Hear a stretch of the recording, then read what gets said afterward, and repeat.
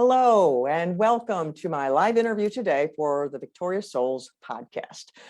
I'm Danielle Burnock, danielleburnock.com. Love yourself from Survive to Thrive, that lady on the internet who loves you, for those of you who are not familiar with me. Today, I am thrilled to share with you a gentleman named Kevin Cahill. He is an author, a speaker, and a change management specialist. He has endured and overcome multiple life-altering things, and he helps individuals and organizations embrace the change that they need with confidence. So I'm going to bring him out here to meet you and share his amazing story of how he has overcome those things. And then he helps other people to overcome and embrace the change so they can thrive in life too. Thank you for being with me today, Kevin. Welcome to Victorious Souls Podcast. Well, good afternoon. It's an absolute privilege and honor to be with you and your audience this afternoon. Well, before we get into the multiple life-altering things you've been through, it's just how I told them, multiple life-altering things. And one of them, 7 times the same thing.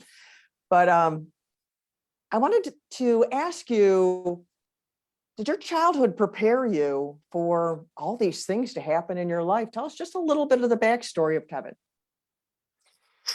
Sure. And everything in life is the raw material and the raw data to take you through whatever adversity or whatever challenge you're going through. And I always like to start my story with a mini Golden Girls moment. Picture it. In my case, it would have been rural, small town Canada, 1976, 2.5, 3 years before I was even born. And that was the night my father took his final drink. My father, who was the youngest of his family, he was born and raised on a farm. He inherited the nickname the Little Fat Farmer at the age of 12, teased and bullied his entire life. And his vice was alcohol. And like so many, it created this dependency that he used to mask his scars and his demons. Mm-hmm. But his alcohol really led to a rage and almost a poor me attitude. And my story started, it was July 4th, 1976. And in a drunken rage, my father tried to kill my mother. Mm. And it was my oldest brother who headbutted my father out the door and locked the door. My father never drank again. He sought out the help of Alcoholics Anonymous, and with many friends and counsel and support, my parents' marriage was saved. And 3 years later, I was born. But like in my own story, I refer to the silent hand of the universe is always there to nudge us and to guide us along. And if you don't pay attention to the silent hand of the universe, it becomes a silent nudge, and then the silent punch, and eventually the silent sledgehammer over the head until you finally pay attention. And so even with my father along his journey, when I was 3 years old, my dad's profession, he was an elevator mechanic, grade 6 educated. And one day the brake let go and it crushed him, and he was never able to work fully again. Now, my father, from that point on, was the stay-at-home dad. He was, as I said, grade 6 educated. They couldn't rehabilitate him to go do something else. And this is 40 some odd years ago. Yeah. So mom, she was the one that went off to work every day, and dad was the one that stayed home. And through my entire childhood, dad would go to AA meetings in the day, and he wasn't going to leave me at home alone. And so he would bring me with him. Oh, wow. And so from an early age, I was exposed to the stories of Alcoholics Anonymous, those who had taken the decision to change their life around. And from the earliest memories, I was surrounded by those stories of overcoming and those stories of surviving adversity and going forward. And that really helped to shape who I was today. But the fascinating thing about my own childhood is I repeated a lot of the same pattern that my father did. I, was a chubby little fella. I had a stutter. I hated public speaking. I was shy, and I got teased and bullied the same. And so, unlike my father, when I was 18, I wanted to move as far away from home as possible. And I wanted to be nothing like my father. I wanted to create a new identity, and I wanted to create a new path that would lead me to being the exact opposite of my father. Wow. So although my childhood gave me the raw data, I still got in my own way. And I let ego drive a lot of my early adult decisions. Ego gets us all into trouble. Ego is a problem. So you had all these things happen to you. How old were you when the first thing of the string that you had shared with me? I mean, the thing that happened 7 times, and I was going to count them, but I decided not to count how many things you had. How old were you when the very first thing on all those things happened? And then go in and then share your story with us, please.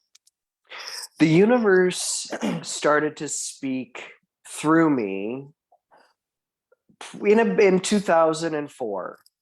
And so I would have been 25, 26. And as I mentioned, as I moved away from home, I moved a 6-hour drive away. And my son's mom, the woman I married first, didn't last, but first, her father was everything that I wanted my father to be. Athletic, outgoing, gregarious, owned a business, had the fancy car and the boat and the big house and the pool, right? Everything I wanted to be. And shortly after his daughter and I were married, he was diagnosed with cancer. And 3 months later, he was dead. Wow. And to me, on September 5th, 2004, that was the first moment the universe tried to say, hey, Kevin, pay attention. Wow, you didn't even share that one with me and all the string of them. You had losing your parents at that age, divorce, your injuries, your illness of your own, and all that. It's like you hadn't even mentioned this one. So that this came before all those other things? That was to me the start. That was, if I were to mark a day on the calendar when the universe is trying to tell me, Kevin, pay attention. And at that period of time, I had just left a 6-figure sales career to go into the financial world, a world that I thought would bring me more zeros on checks and a fancier lifestyle and more wealth. And that was the first time I didn't pay attention. Life continued to happen. A year later, my mom, while on vacation in Ireland, had a massive heart attack and died instantly at her favorite place in the world. The story of her death is a story that's actually in one of my books, and it's a beautiful story looking back on it now. But again, I didn't pay attention. Life continued to happen. My son was born, and then my marriage fell apart. I didn't pay attention. My father, my hero, my guiding light through everything, he was diagnosed with cancer in 2008. And then I was wrongfully accused of something I didn't do. I was malpractice sued in my financial career, and all of these things were going on at the same time. And while I was somewhat paying attention to the universe, I was really focused on my father and my father's battle. And it lasted for a while, and my father be living 6 hours away. I had no idea how to connect with him. And so I mentioned earlier that I spent my entire youth trying to be nothing like my father. And in his final months, I really wanted to rebuild that relationship with him. And I thought my father was an incredibly religious man. And instead, I discovered he was very spiritual, and religion was his community. I was born and raised a Roman Catholic, and like all good Catholics, I fell away from the church in my late teens. And when Dad was diagnosed with cancer, I decided to read the Bible cover to cover for a year, 365 days, because I thought that whatever I read that morning, I could then call my dad and then we could have a conversation about it. And every day I read, some days it gave me hope, some days it gave me joy, other days it made me angry. And it was reading that book that I realized that those writings, it's 42 authors, 66 books.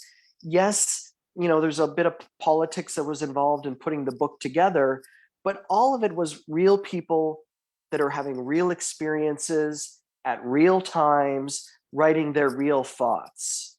And so I truly identified. And at the same time, while Dad was battling cancer, I started writing myself, and I started journaling. I started journaling my thoughts and my fears and all of the things that I had pushed down. And I never thought I'd be a writer. I went to school for biomedical science and biochemistry, and then I went into medical sales, and then I went into the financial world. And here I am, I'm writing my deepest, darkest secrets on paper. And you were inspired to do that because you read the Bible, and they had shared their stories in there. And you see it as just a book written by people. Okay, that's not how I view it at all. Because it's, like you said, it was a religious book or a spiritual book or whatever. So you didn't even, I don't know the word I'm looking for here, entertain the thought maybe that God might have anything to do with that, or it was just people? So to me, the everything is inspired by the universe, and I think I'll touch on one little tidbit a little bit later that'll tie everything in a nice, neat little bow. But when Dad passed away in 2010, he was my rock. He was, I really wish that while he was alive, I knew what I knew after he passed away. But I think this is a journey that all parents and children go through, is you don't necessarily know who you had until they're no longer there for you. And so when Dad passed away, shortly after he passed away, one of the things that I wrote about my father, it got picked up on a website called Inspire Me Today, that then went on the Care Network and Huffington Post. And in that moment, my writing career started, because someone found value in something I wrote and then shared it. And that really was a turning point that I didn't pay attention to, because I continued to fall under the ego virus of, well, now I'm writing and now I need to focus on how many people are reading my articles and how many likes are there and how many times is it shared and how much money can I get from packaging a book. And I continued going. Yeah, I realized the ego in that. And in all of that, you had shared with me before, you had the whole thing, like I had mentioned in the intro and early on, and we kind of like skipped over that part of your story. You had 7 concussions. Where did those come in there? Weren't some of those in high school? We're not there yet, actually. So we're only 2010, 12. 2012, my 3rd book comes out. It's a tribute to my father, and I'm on a speaking tour that takes me to early 2013. And here again, I'm focused on the wrong things guiding me. And I was rushing one day. I was off to a speaking gig, running up the stairs of my condo. I fell and I smashed my head on concrete. And that what turned out to be my seventh concussion was a big turning point for me. So that So was the seventh one was on the concrete there. So, because I thought you in said the they were sports related. And so the earlier ones happened like in high school or something. You were playing sports or something? the first six were all when I was young, Mhm. all pre-university. They weren't called concussions back in the day. They were just Gotcha. called bumps to the head, Gotcha. because concussion science really is only the last probably 10 to 12 Oh, years. science has come so far in the last 10, 15 years on so many levels. So yes. So it was after my last in 2013 when I wasn't responding to any treatment, I wasn't responding to any drugs. That's when the doctors started doing a bit of a forensic investigation into my history to find out that, yes, when I got hit from behind in hockey and knocked unconscious on the ice, that probably was a concussion when I was 11 years old. Mm. So I took a solid year to focus. I immersed myself in individuals like Bob Proctor and Wallace Wattles and everything to do with Napoleon Hill. I Mm. was really focused on retraining my brain, retraining everything about my Jenga block of life. Mhm. All of these little pieces that I put together over 30 some odd years that had fallen apart when I hit my head for the seventh time. I tried to put that Jenga block together and wrap it in duct tape to try and make it work. How'd that work? It didn't work very well I because didn't figure it did. I went on that same pattern, and another book comes out and another speaking tour. And again, I'm pushing myself. And it was the fall of 2015, mid-September, I threw my back out, helping a friend move a barbecue. And I was stuck in bed for 2 weeks. And my business partner over text said, Kevin, if you don't get to your doctor to get checked out, I'm coming to your condo and dragging you to emergency. And so I went to my doctor's office. It was the Thursday before Canadian Thanksgiving. Our Thanksgiving is in October.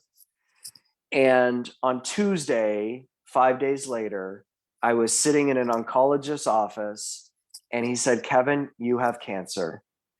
And it was that moment I just looked up to the heavens and I said, I give up. Not I give up, I'm done. I give up, I surrender. Your will, my will, I'm not getting in my way anymore. Mm-hmm. And it was I had a surgery right away and I, recovered. And about a month or two later, I was on a beach in Cuba. And Napoleon Hill once said, write your thoughts in the sands of the sea and let the waves take them away. And I wrote in the sand, stop searching for God. And that was a massive turning point for me, because I think in all of our lives journeys, much like I love talking about the Wizard of Oz, we all feel like we're searching for something. We're either searching for the right job or the right partner or the right home or the right career path. And a lot of the times this searching gets us in trouble.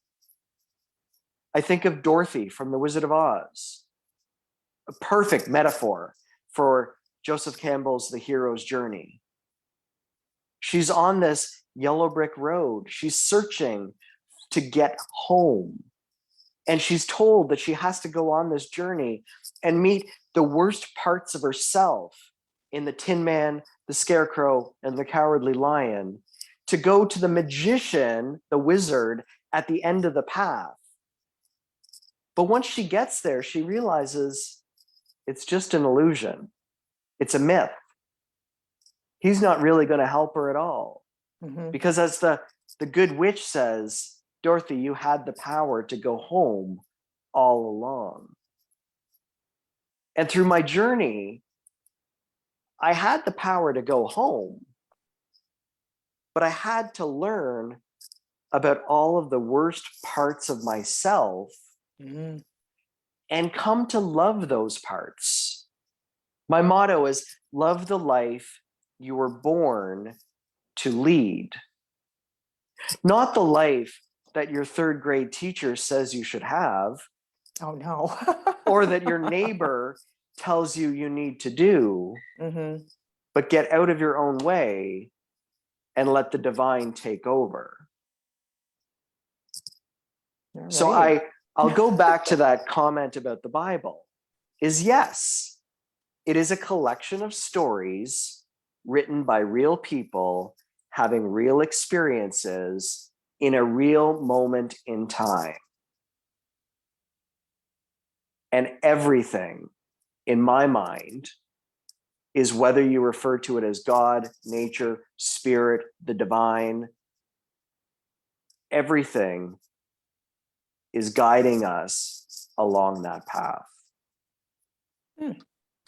Interesting. I've never heard that kind of a concept before. So, but when you were struggling through that, is it like you shared a lot of your struggle and even how you started to thrive and the owning your story. And that's really important for people to own their story. So I want to just pause here to make sure people don't miss that part of it. We have to take ownership of our own story because we get one life and it's up to us how we live it. It's your choice how you live your life. And you who are listening, it's up to you how you live your life. Your choice is your gift. You get one life. It's up to you how you live it. And owning your story is the beginning of freedom because as Kevin unpacked these dark parts of himself, he had to own them so that he could move forward with that. And so, Kevin, I introduced you as a change management specialist. And as I told you, I had not heard that term before. So will you please unpack what is a change management specialist?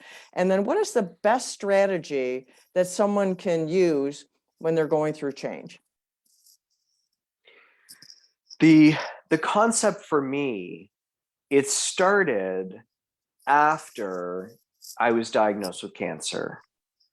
And so for a period of about 2 years, I took what there's a Hebrew term called menuha, which relates to period of rest and relaxation, and in essence, a Sabbath in our life. But in that period of time, I was still writing.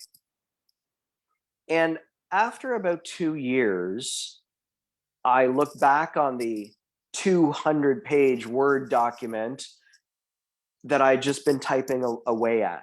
And I realized there was a pattern to it. There's a bit of a cadence to that 2-year period of my life. And I realized, much like up here in Canada, we are incredibly well gifted with 4 distinct seasons. We have the fall, where the leaves on the trees will turn bright red and yellow and orange. And it is telling us that we are we're preparing for change. We know that winter in Canada comes after fall. It's cold, it's dark, it's desolate. The proverbial dark night of the soul that every human on earth will go through in their lifetime at some point, whether it's for a day or for 30 or 40 years. Oh, Lord. But then we have spring. You know, there's a newness. There's the tree, the leaves are back on the trees. The birds are having babies. There's this freshness in the air. And that, after you go through suffering, in order to get through suffering, in order to get through the winter of our lives, we have to learn to find joy out of the suffering, joy out of the pain. And this is, you talked about, we're all given a choice. We have the choice to either vibrate up or spiral down. But in the spring of our lives, when we're finding the joy, it's because of that suffering that we are where we are. You know, you got fired, but then that was the push you needed to go off and follow your passions.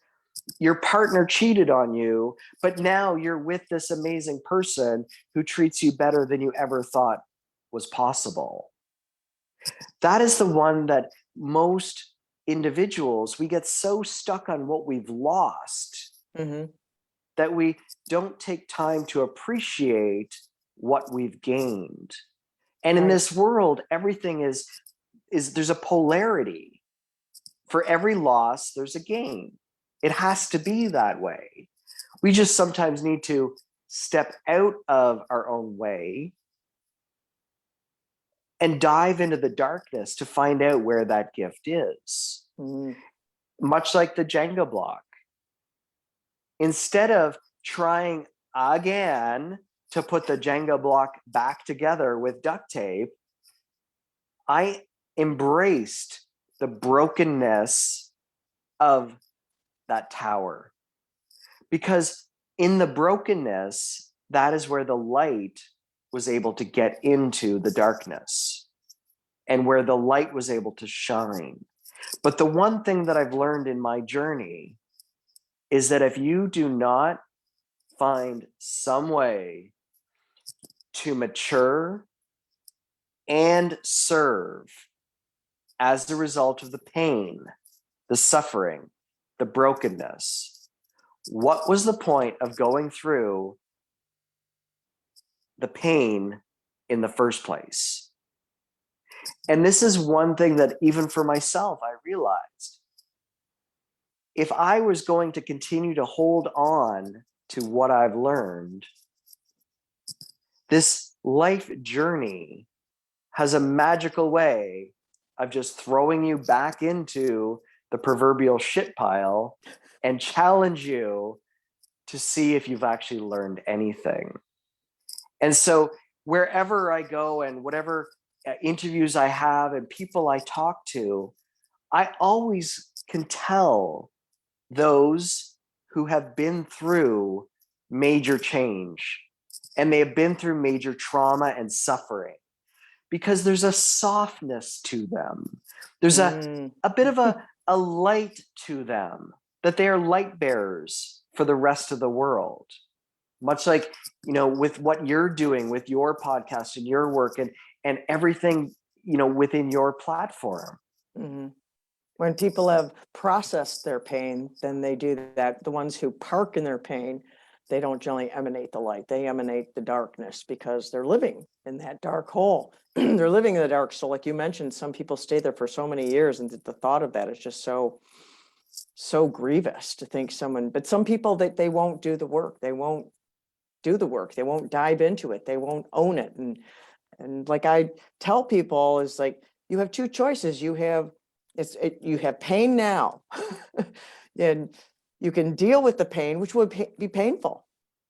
But if you don't deal with the pain, you have pain forever. If you deal with the pain, you'll have pain for a season. And then you can get rid of the pain, you can have the joy, like you were talking about. I see that also. There's a softness, there's a light from people who will process their pain. Another way I've heard people put it is, you know, turning their pain into purpose. And people are tired of that word purpose, I think, but it's making use of it. You know, it's like being, what's the word? Resourceful. Like people did that during the Great Depression. They didn't have this, so they made something else out of it. Single moms are very resourceful. And I've talked with other ones. My mom became a single mom because my dad died before I was done growing up. And talking with people, it's like, you know what a butter knife is? A butter knife is a screwdriver. And other things like that. But that's being resourceful. It's making use of, like the cards you have. Everyone gets dealt cards. How are you going to play, you know, the hand you're dealt? So. Yes, you have books. What are the books that you have? You said you were doing writing. And so how many books do you have? Share these books with the audience. So I have 8 books total, and book number 9 is in the works. Oh, how and exciting. it'll be I'm a big proponent. Again, the universe is guiding me, and when it's ready to be birthed, it will be finalized. The last 4 books that I published, they all came out 4 years ago, right around now, and it is everything to do with change management. And the books are in sequence. The first is, I just need to grab them off the camera.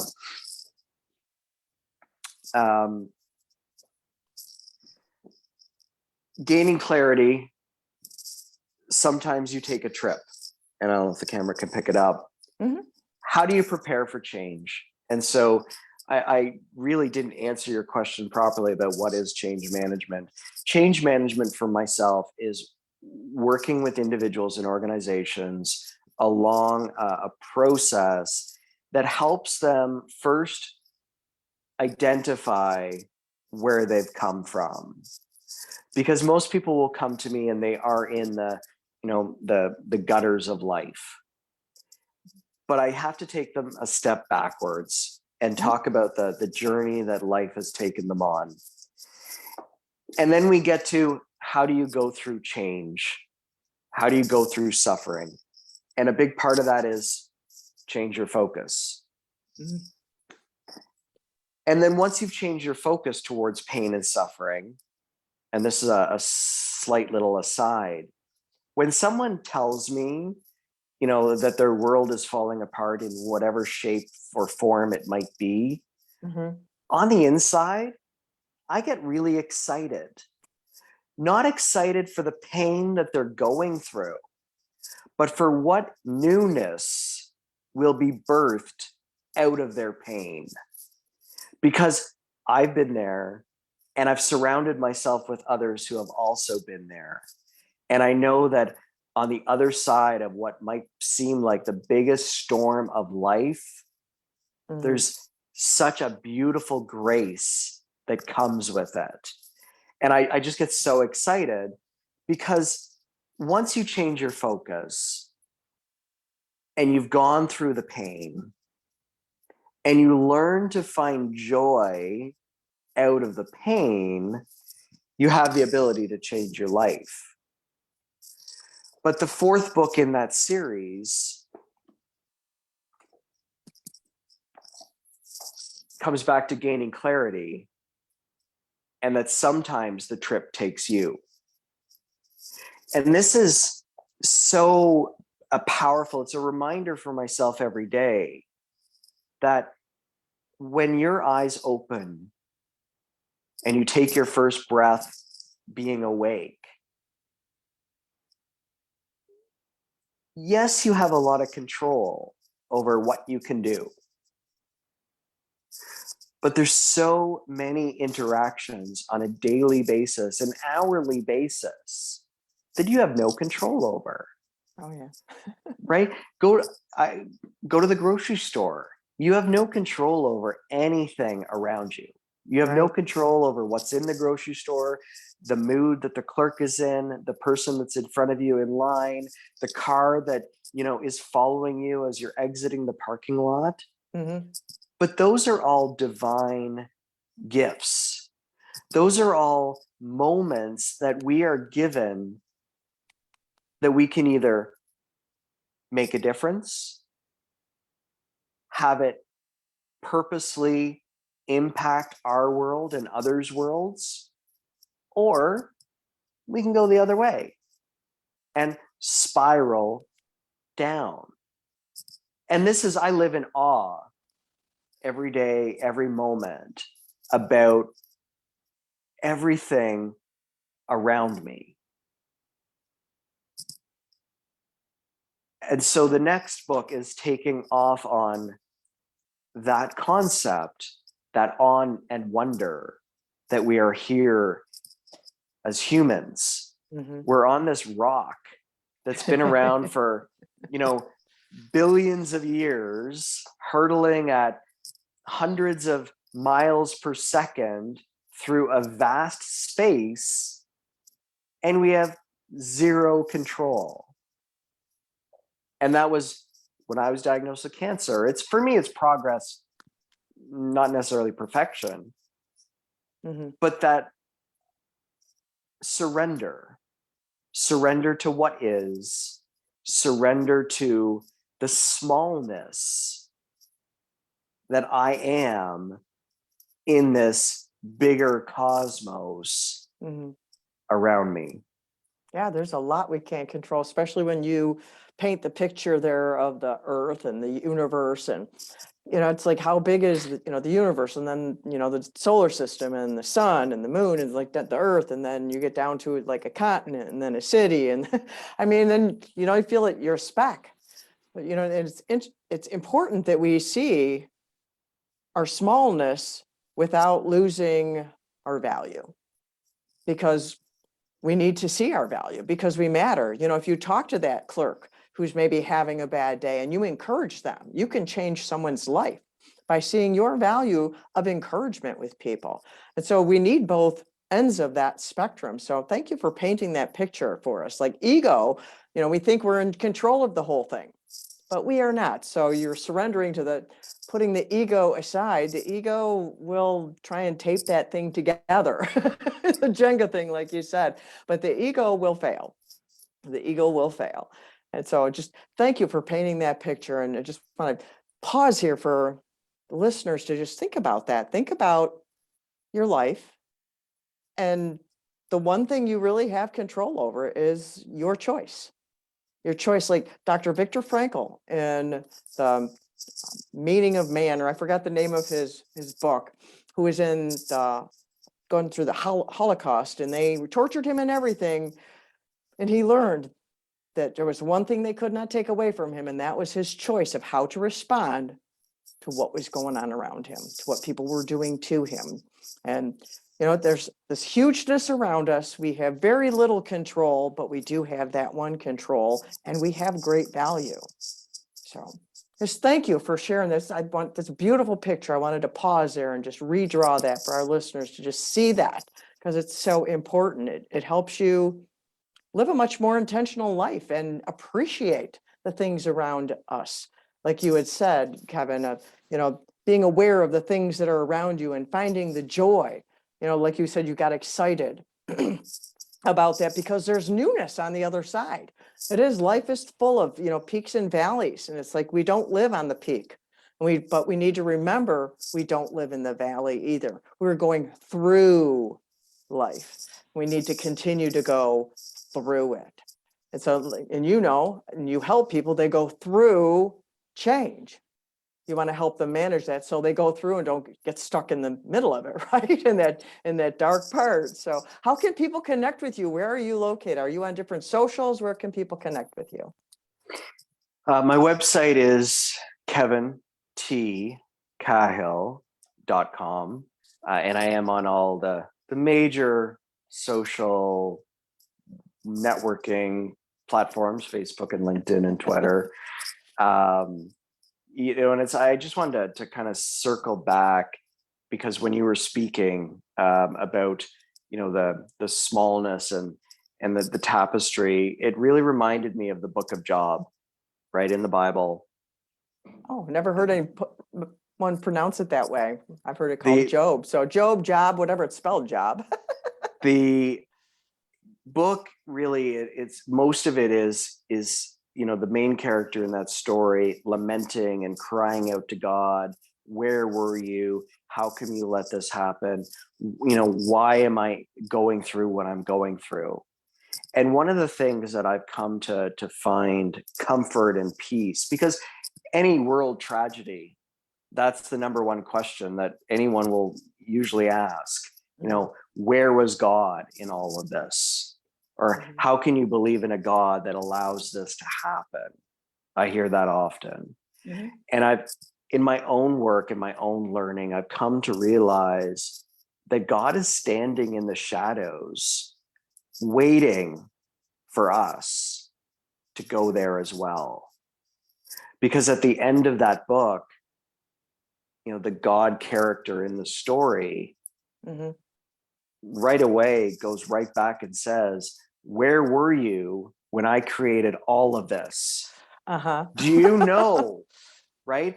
And that is such a powerful story to remind of the smallness Mhm.